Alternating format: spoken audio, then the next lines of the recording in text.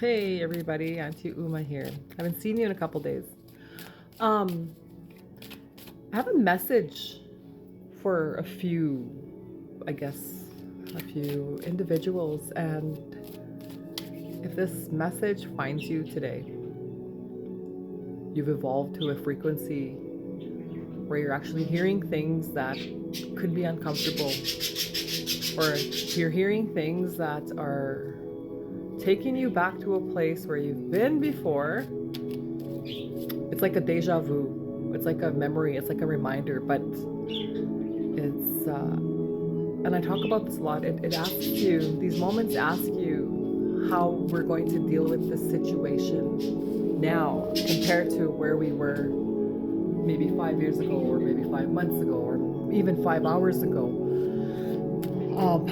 Where the collective, I guess we'll say, is a lot of us are having tower moments. We're being emotional. We're crying. We're getting defensive.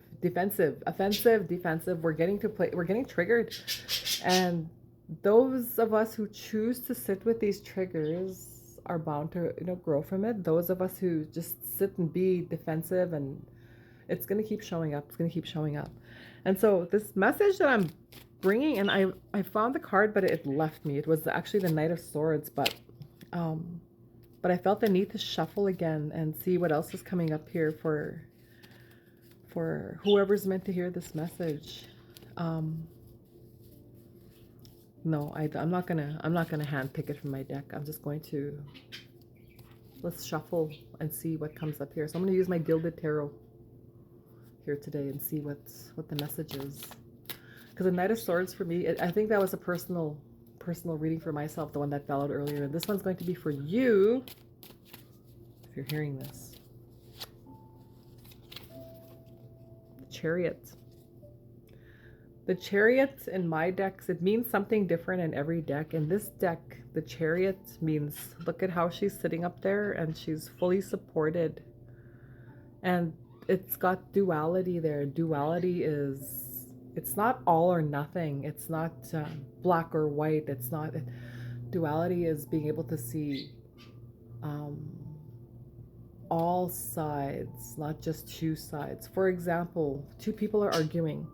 This person says A is the correct answer. This person says B is the correct answer. And you're coming in, well, A is the correct answer because that's what they believe and that's what they're, and I can see that side. But I'm also looking at B. B is also the answer, and that's also correct as well. And it may leave some of us confused where we're like, okay, well, how do we see both of these as right? So what's coming up with that is, we don't always have to have a right or wrong answer. It's okay to just be. Because what I do see is everybody's perception to them is real. In a perfect world, we can disagree and still be friends. But that's the thing about our world. We're all not going to agree on the same thing. We're not all going to get along and be one happy family. And that could be unfortunate, or that could be a good thing because it'll give you room to see different perceptions, to see different ways of thinking, to explore maybe that side that you haven't seen before. And that's what's happening with us right now. So an example would be someone comes at you and they said something to you that woke something up that had been dormant for a while, some feelings that you left behind. Maybe you had a past life in this lifetime where you were struggling, and now you've gotten over those struggles, but there's still something you got to work through. Maybe it's, I'll use myself for an example. I was homeless. I was addicted. I was on the streets of, all of these different cities. I was, people would take pictures of me, feeding me. Look at me feeding the homeless. And I wonder how many pictures I was in. People were taking pictures with me. Anyways, I see that.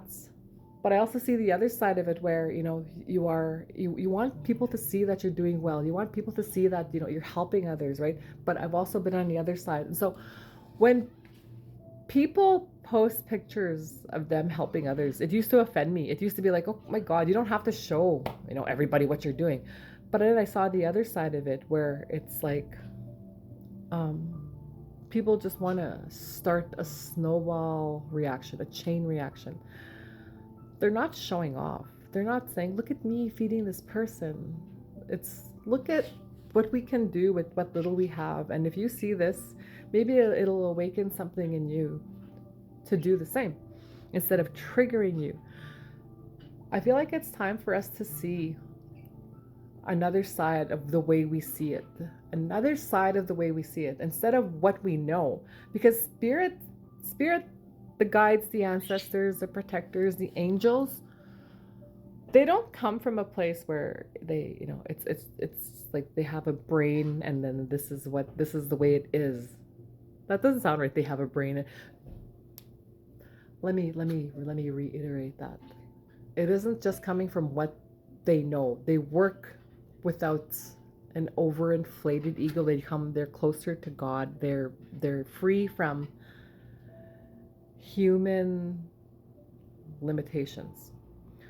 And so where they come from is just the ultimate love of God, creator, universe, whatever it is that you believe. That's what they come with. They don't come with, this is what it is and that's all it is. They come with, our guides come with,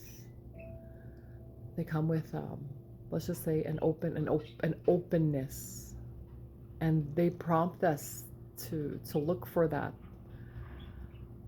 There's no real way that I can describe this because the spirit world is so vast and it's so hard to put some of the teachings they give me into words. But those of you who know what I'm talking about, you know. So if this message doesn't make sense to you, then maybe the message wasn't meant for you to hear at this moment. Maybe it'll make sense 5 minutes from now or so.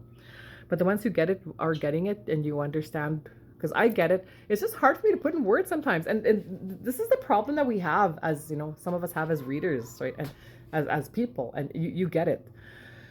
And so as I'm rambling, as I'm talking, and as I'm telling you this message, they're telling you that even if you think you might be wrong, or even if you think that, you know, you're talking about something, you have no idea what you're talking about, but the words are coming out.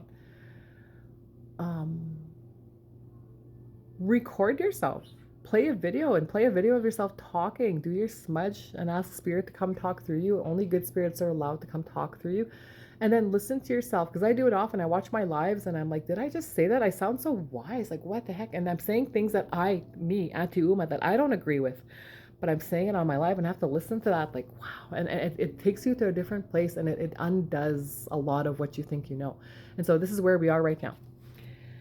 How about instead of being, you know, we see the trigger, how about let's see the trigger for what it is, separate from us, because it's showing up for a reason. Let's have a dialogue with these things instead of running from them. Let's have a dialogue with these feelings that come up, the feelings of inadequacy, the feelings of rage, the feelings of, you know, low self-worth. Let's sit with those as separate from us, and let's have a dialogue, and let's see what they have to say, and let's see where that takes us. Instead of, you know, just sitting in the trigger and I'm not going to sit with it, I'm not going to look at this, and I'm going to ignore it, because it's going to keep coming up. So we're inviting you to release what no longer serves you, so you can make room for the blessings that are coming in this year, because there's a lot coming in this year. There's a lot. But anyways, I would like to go live today. Let's go live at 5 o'clock Mountain Standard Time, and let's pull some cards. Let's have some fun. Let's relax. Bring your tea, bring your bannock. I'm gonna make some raisin bannock, and I'll see you guys in 2 hours. So if this resonated with you, let me know when I go live, okay? And remember, Auntie Oma loves you. We'll talk later.